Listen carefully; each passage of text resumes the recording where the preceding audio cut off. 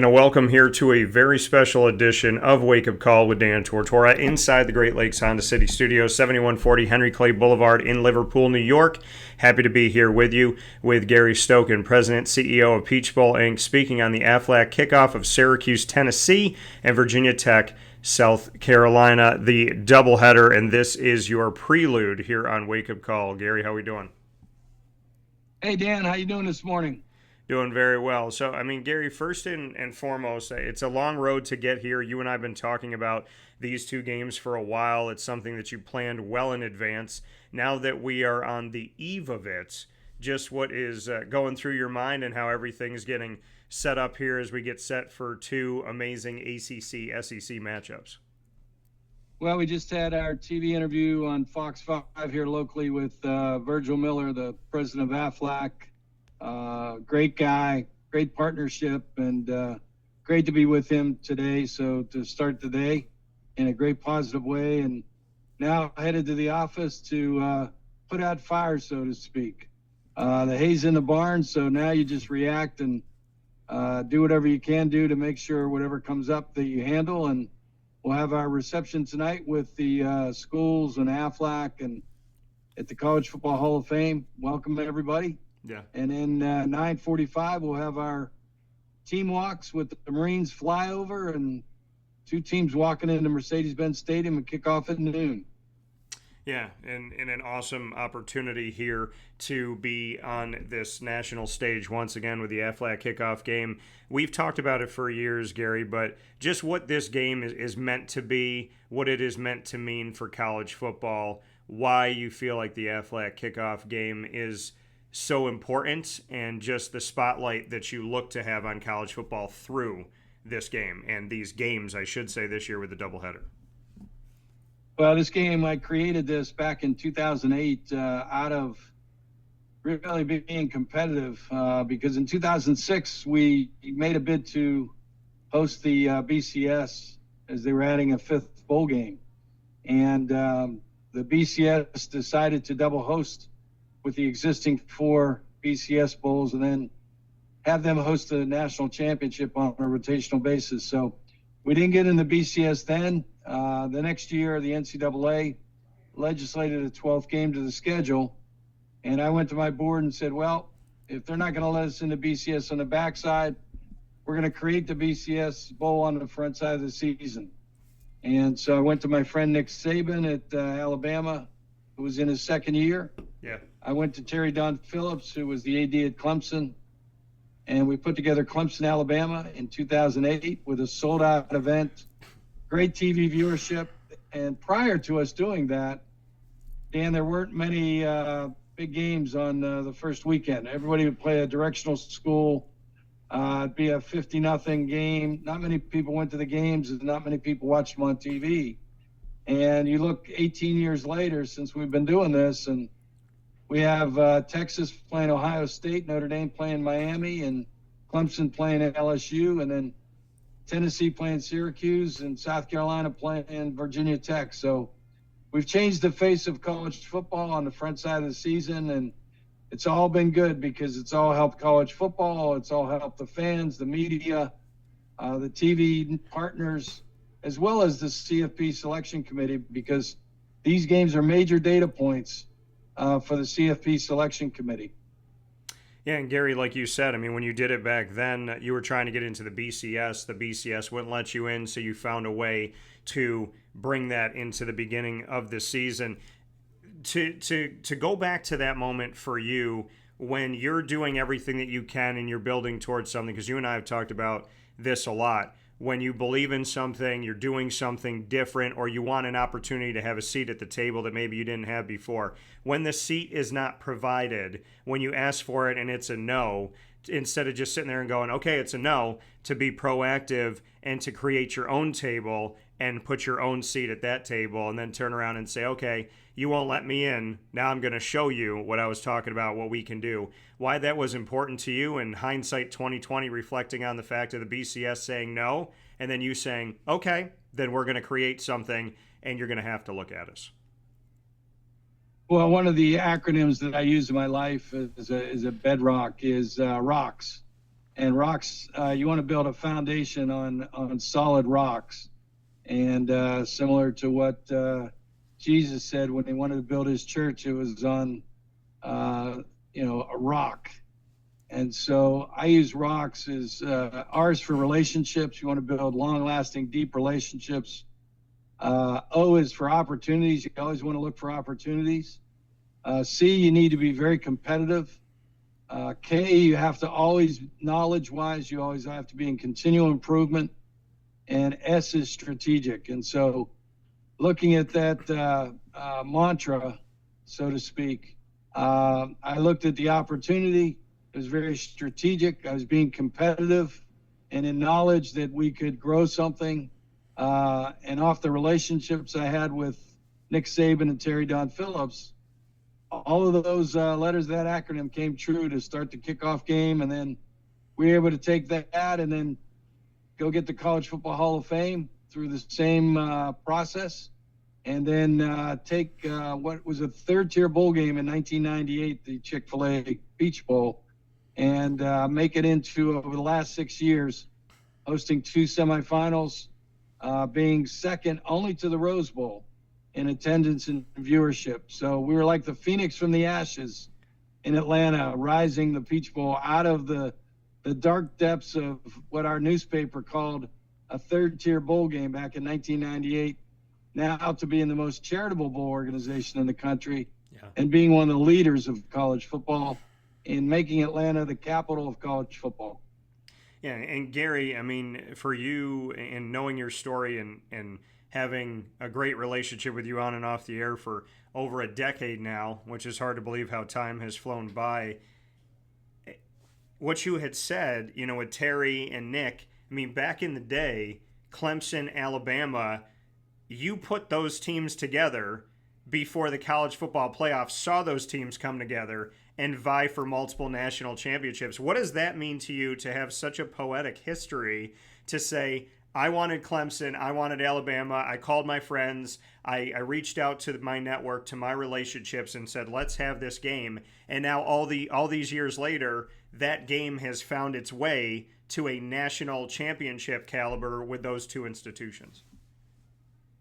Well, it's really ironic in that if Nick Saban were on this call, he would tell you that 2008 win 34-10 against Clemson, who was ranked top 9 in the country, really was the foundation and started Alabama's great run that they went on until Nick retired 2 years ago.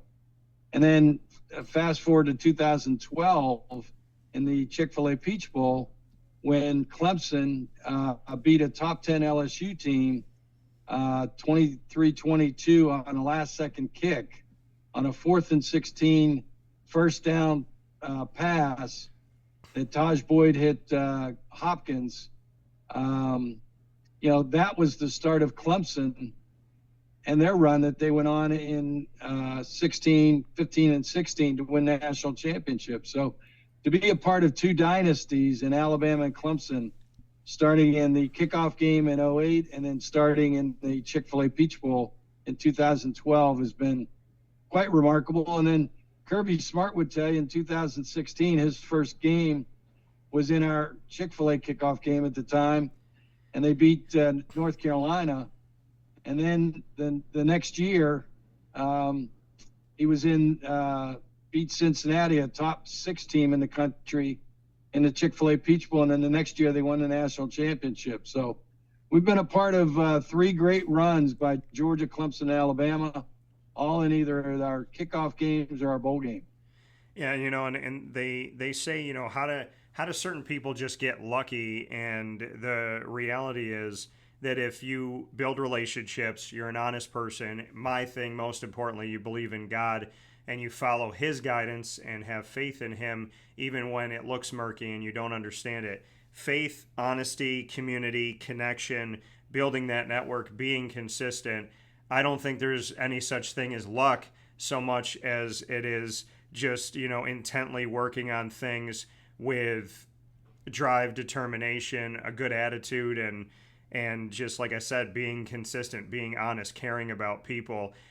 You're describing so many different things, Gary, but none of it surprises me. And And when I talk to you, I just kind of laugh when people say, oh, some people just get lucky. When I say, no, I mean, there's people like Gary Stokan and his team that work extremely hard, and you see value in people that maybe people didn't see value in at a certain point. Because when you have these great relationships and you see these coaches and institutions do so well down the road, but you got there in the beginning, you got there first, you got there, way back when that happens time and time again, it shows that you are seeing something and valuing something that maybe people aren't seeing at the time. It's easy to jump on a bandwagon, but you aren't that person. You're that person that believes, and you believed in me over a decade ago. So I have to give credit to you and your team, because when it happens over and over and over again, I'm not going to sit here and call it a coincidence that the Chick-fil-A Peach Bowl of history and the Aflac Kickoff Game, and now being a part of the college football playoff every single year as a quarterfinal or semifinal game, these things don't just happen by sheer luck. So congratulations to you and your team for valuing people way before other people did. Well, thanks for saying that, Dan. Coming from you, I really appreciate that. I respect you. I saw, I guess, going back 10 years ago, somebody that was endeavoring to break through in the media world.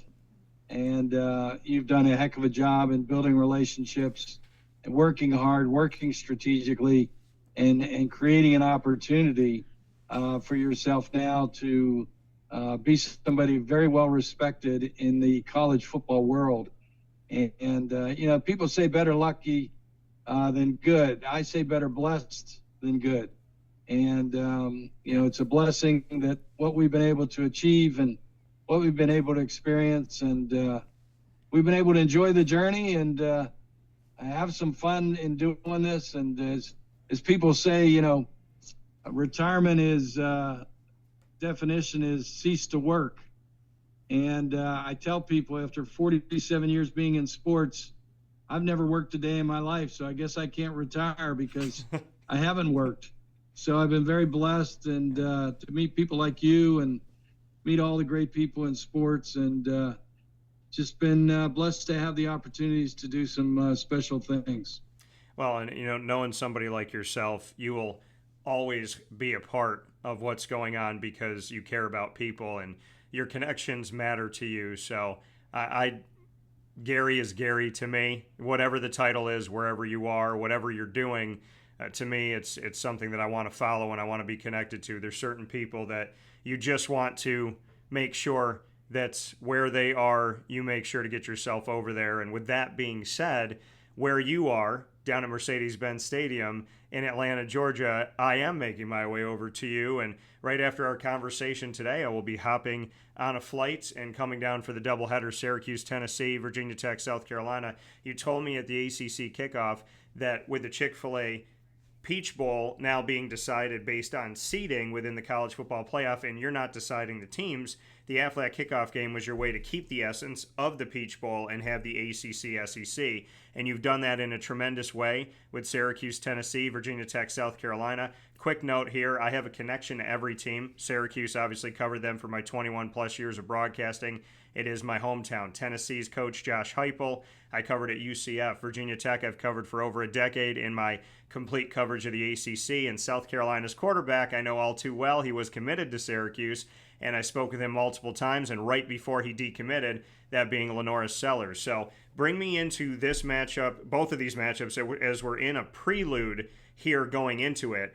I have been thinking about these games, Gary, since we were in the college football playoff last year, and I told you, isn't it poetic how we will end last season in Atlanta, Georgia, and we will start the season in Atlanta, Georgia, and now I get to see that come to fruition. Bring me into Syracuse, Tennessee, Virginia Tech, South Carolina, as I've been more than excited for these two for many, many months now.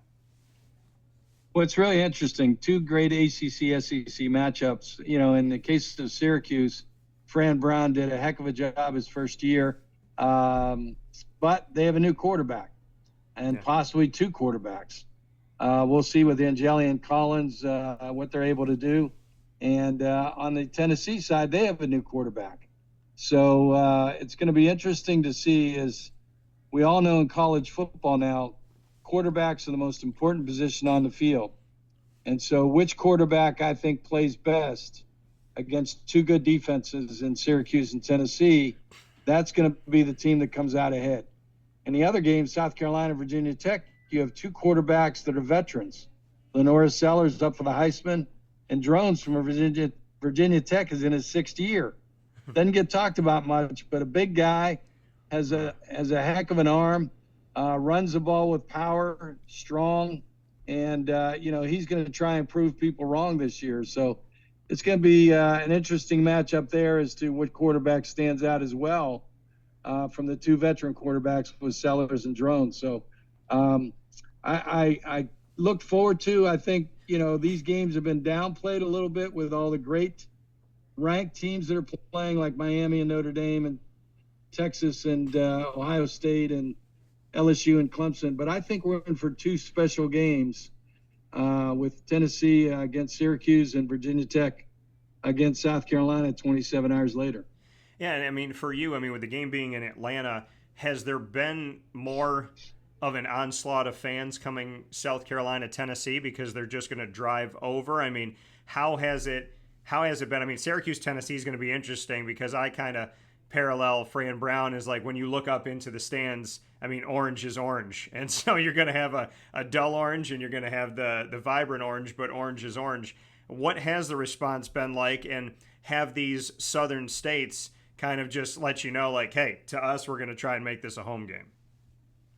Yeah, we have the Orange Bowl on Saturday and the Beamer Bowl on Sunday with Frank Beamer and Cheryl Beamer. We're going to host them and honor them before the game with their son coaching against Virginia Tech, coaching South Carolina. Shane played at Virginia Tech, played under Brent Pry and Frank Beamer, his dad. So that's going to be very, very special. And then Frank will do the invocation. And then in the first game, having the Orange Bowl, there will be a lot of orange in the stadium. And we're going to have Tim Tebow do the invocation for us on Saturday's game. And then we're celebrating the Marines' 250th anniversary. We're going to have flyovers at our team walks before the game at 9:45 for Syracuse and Tennessee. As both teams walk through their band and their cheerleaders and their fans, we'll have the Marines fly over team walks as the teams walk into Mercedes-Benz Stadium. And then the same at for the 3 o'clock game at about 12:45 on Sunday, the Marines will fly over South Carolina, Virginia Tech, walking into the stadium to kick off college football this year. Yeah, and I'm ecstatic for this. I'm going to be a part of every single event that you'll let me be. I can't wait to get down there and get to see all of this. And like you just mentioned Tim Tebow. I had the opportunity of meeting him years ago. I hope I get to cross paths with him again because his faith in God, obviously, that means the most to me more than anything he's done on the field. But I'll tell you this really quick story, Gary, and then I want to talk about why you chose Tim. But him and I crossed paths at ESPN The Weekend when I was working at Walt Disney World. And he was sitting in a chair, and I was sitting across from him, and it was like right off the stage. And I wanted to talk with him and at least say hello. And he dropped the cap of his water. And I went to pick it up, and he was talking to somebody, and he waved me off. And then I went to pick it up again, and he went like this again. And I'm like, I'm fighting myself because I was taught, somebody drops something, you pick it up for them. So then I went to go do it again, and he went like this. He goes, hey, my man, he goes, I can do it. Like, I got it myself. Like, you don't have to do that for me. And I went over to him and I just kind of said in his ear, I was like, hey, I want to let you know that your faith in God really means a lot to me. And the fact that you are proud to be Catholic, proud to put it out there, proud to let people know who you are and what you believe in, it just really matters to me. And that was my one interaction with him, was this humble guy who wouldn't even let me pick up the cap to his water and then also talk about faith. Why did you choose Tim Tebow for that? And how can we make sure that I bump into him, Gary? Well, Tim is a special guy, and he was humbly appreciative that we would even think of him. But SEC Nation will be down in Tailgate Town on Saturday, broadcasting outside, and then Sunday they'll be down on the field broadcasting. And so I just thought, like you, I have a strong faith in Christ, and knew that Tim did as well, and thought that would be a great way to kick off the college football season, to have Tim Tebow bless everybody in the stadium on Sunday for the Aflac Kickoff Game. And for you, you mentioned it with Texas Ohio State, which is a game that we saw in the college football playoff semifinal. I was on site for that, the Goodyear Cotton Bowl Classic. So we're getting that game. We're getting LSU versus Clemson, the Battle of Death Valley, and which one's the real one, and these other games that are happening. The Aflac Kickoff Game meant to kick off the season, meant to be the game. And as you and I have talked about before, when you do something right, imitation happens. So it's kind of a nod to the Aflac Kickoff Game and to Peach Bowl Inc. and to you and your team. At the same time, what are your thoughts on that, of creating this, like, hey, we're going to open up the season with these marquee matchups while everybody kind of plays these games that they're supposed to win, and now we're seeing more and more marquee matchups. So it is a kind of respect to what the Aflac Kickoff Game is supposed to be, but at the same time, it's games that are going up against it. So your thoughts on that? Well, imitation is the highest form of flattery. So we're flattered that, we've changed the face of college football, that people have now gone out and scheduled these tough games. We're a believer in intersectional home and home games, but they weren't happening. And so we created that game with the old Chick-fil-A kickoff game, now Aflac Kickoff Game, by going out and getting two teams that are intersectional, in our case, ACC versus SEC, highly ranked teams to play in a big-time game to start this season. Everybody wins. The fans win at home. The fans of the team win at home to watch it on TV or attend the game. The players win because all they want to do is compete on the highest level on the biggest stage. We've given them that. The coach wins because they learn a lot about their team, where they can coach them up week 1 to week 2 because they're playing against really good competition, individually by position and collectively as a team. The AD wins because we're going to pay them more than they net at a home game. The presidents win because we're going to endow $50,000 scholarships at each of the 4 universities for Title I kids that live in Atlanta or Georgia. Many of those kids are the first in their family's generation to go to college because they don't have the money to go to school. And so, and then lastly, because it's Kickoff for a Cause and Childhood Cancer Awareness Month starts in September, us and Aflac are going to donate $300,000 to start new trials at the Aflac Cancer and Blood Disorders Center in our Peach Bowl Legacy Fund. And in Peach Bowl, we're going to donate $2.5 million to keep the 18 trials that we've already created through our $23 million investment and donation to the Aflac Cancer and Blood Disorders Center, to keep those trials going, to hopefully find a cure to eradicate, whether it's neuroblastoma or leukemia or osteosarcoma. We want to do something to give a kid another month, another year, maybe another lifetime to live. So it's a kickoff for a cause, and we're using college football for the greater good. We'll be close to $70 million by the time of the Chick-fil-A Peach Bowl, January 9th this year, that we've given back to charity, which makes us the most charitable bowl organization in the country, and meeting our mission, as we were founded in 1968 as the first bowl to give back to charity. Yeah, and you just said it all. People are excited to see 2 quarterbacks on new teams in Syracuse, Tennessee, and returning quarterbacks, Drones coming off of injury, and God willing he will be well and stay well, and Sellers being up for the Heisman, returning for South Carolina. But the most important thing is the thing that a lot of people I should say, put in the background of the matchup itself, and you always put it in the foreground, as being the most charitable bowl, doing what you've done for childhood cancer, and not only, giving money to places that are, housing these kids and helping them to feel comfortable, but going and donating money to find new trials, to find a way, find a cure, find something that will give them an hour a day, like you said, another lifetime, to go beyond just simply being there and being supportive and saying, no, let's do everything we can in medicine to find cures and to take care of our kids, to take care of our families. That has been the biggest I would say, to me, it sticks with me when you talk about it, but I'm sure for you it's got to be the biggest thing that you do is to just help other people. I know you're a proud grandfather. I know that, kids in the future mean the world to you. So I'd love for that to be the final note, that yes, these games are amazing. I know you're going to make these feel like bowl games. I can't wait for the atmosphere because I already know what you've done in the past, and I know you're going to kick it up a notch with Matt Garvey and the team. But beyond all of that, just what it means to you to make sure that you're leaving the world better than you found it and doing so much to help other people and having everything that Peach Bowl Inc. has, the golf tournament, the Aflac Kickoff Game, what you do with the Peach Bowl, everything in general, College Football Hall of Fame being in Atlanta, that this is all meant to not just be about college football, but to use college football as an avenue to try and create a better world, a safer world, a healthier world, and a world where we have more happy tears than sad ones. Well, there's three things my parents taught me. One is treat people with respect, like you want to be treated, number one. Number two, do things right the first time.